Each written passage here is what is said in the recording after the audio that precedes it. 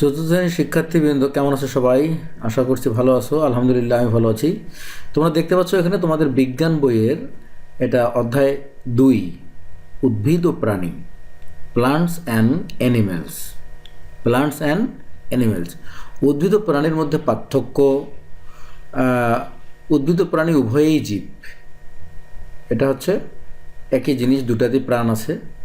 উদ্ভিদেরও প্রাণ আছে এবং প্রাণীরও প্রাণ আছে, তাই না? এদের মধ্যে কোনো পার্থক্য লক্ষ্য করেছ? আমরা কিভাবে উদ্ভিদ ও প্রাণীর মধ্যে পার্থক্য করতে পারি? এই যে প্রশ্ন এখানে, কিভাবে শক্তি পায়, কি কি অঙ্গ বা অংশ রয়েছে, কিভাবে চলাচল করে, কিভাবে সাড়া প্রদান করে, আরও কিছু। উদ্ভিদ এবং প্রাণী, ঠিক আছে? উদ্ভিদ কীভাবে শক্তি পায় এটা এখানে লিখতে হবে, এবং প্রাণী কীভাবে শক্তি পায়, কী কী অঙ্গ বা অংশ রয়েছে উদ্ভিদের এবং প্রাণীর, এগুলো এখানে তোমাদেরকে লিখতে হবে। খুব ইন্টারেস্টিং, কিন্তু তোমাদের বইগুলো এখন খুবই ইন্টারেস্টিং। যতটুকু পড়বে মানে তার চেয়ে কাজ বেশি, এটা এই জন্য মন দিয়ে পড়তে হবে এগুলো। উদ্ভিদ এবং প্রাণী নানাভাবে একে অপর থেকে ভিন্ন, তাই না? খাদ্য তৈরির ব্যাপারটা, উদ্ভিদ নিজের খাদ্য নিজেই তৈরি করে, প্রাণী নিজের খাদ্য নিজে তৈরি করতে পারে না।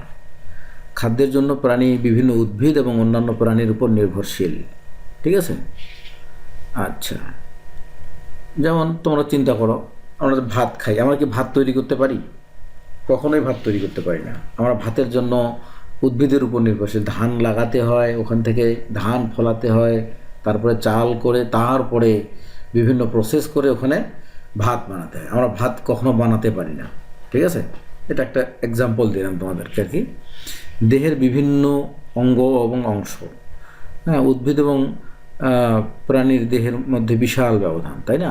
চলন, উদ্ভিদ কখনো চলাচল করতে পারে না, হ্যাঁ, একখানে দাঁড়িয়ে থাকে, কিন্তু প্রাণী চলাচল করতে পারে। আচ্ছা, এভাবে তোমরা পার্থক্যগুলো করবে এবং বুঝবে। পরিবেশে জীব, হ্যাঁ, পরিবেশে উদ্ভিদ, হ্যাঁ। জীবের মধ্যে তো কি, উদ্ভিদ হচ্ছে এক নম্বর, উদ্ভিদ বিভিন্ন স্থানে জন্মে। কিছু উদ্ভিদ মাটিতে, কিছু উদ্ভিদ পানিতে, আবার কিছু উদ্ভিদ মাটি ও পানি উভয় পরিবেশেই জন্মে। এরকম রিডিংটা পড়ে নিলে তোমাদের কি হবে, সব প্রশ্নগুলো সহজ হবে।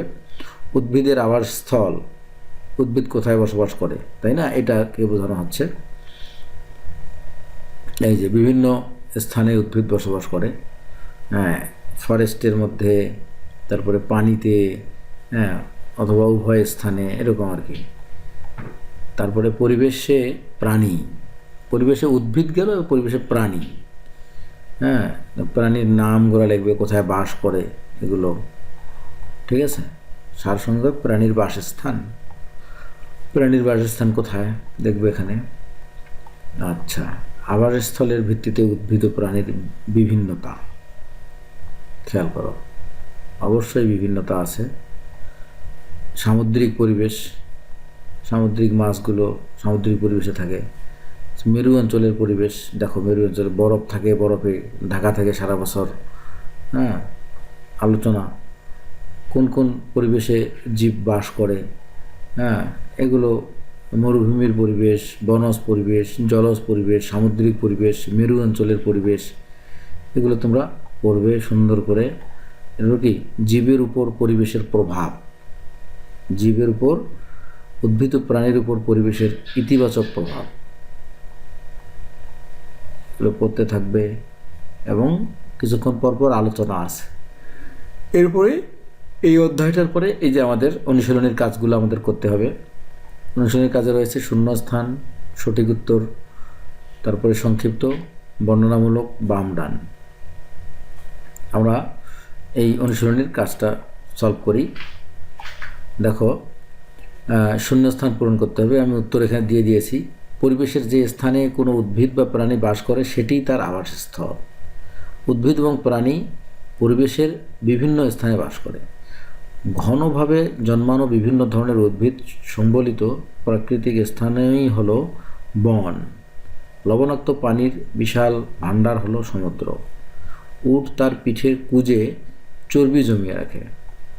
এবার সঠিক উত্তরে টিক ছিল। তিমি কোথায় বাস করে? সমুদ্রে। মেরু ভালুকের দেহের ঘন পশম তাকে কিভাবে সাহায্য করে? ঠান্ডা থেকে বাঁচতে। কোনটি বিলুপ্ত প্রাণী? ডোডো পাখি।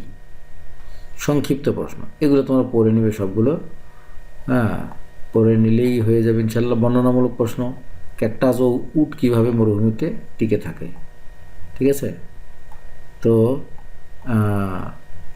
এবার শেষে আসলো, বাম পাশের বাক্যাংশের সাথে ডান পাশের বাক্যাংশের মিল করো।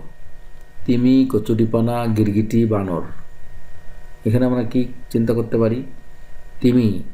তিমি হচ্ছে সমুদ্র, কচুরিপানা পুকুর, গিরগিটি হচ্ছে কি?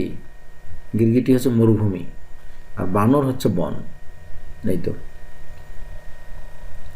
তোমাদেরকে দেখার জন্য অসংখ্য ধন্যবাদ, কানেক্টেড থাকার জন্য ধন্যবাদ। ভিডিওটা যদি তোমাদের ভালো লাগে অবশ্যই লাইক, কমেন্ট, শেয়ার করবে এবং পরবর্তী ভিডিওর জন্য অপেক্ষা করো। ইনশাআল্লাহ তাড়াতাড়ি চলে আসবে ভিডিও।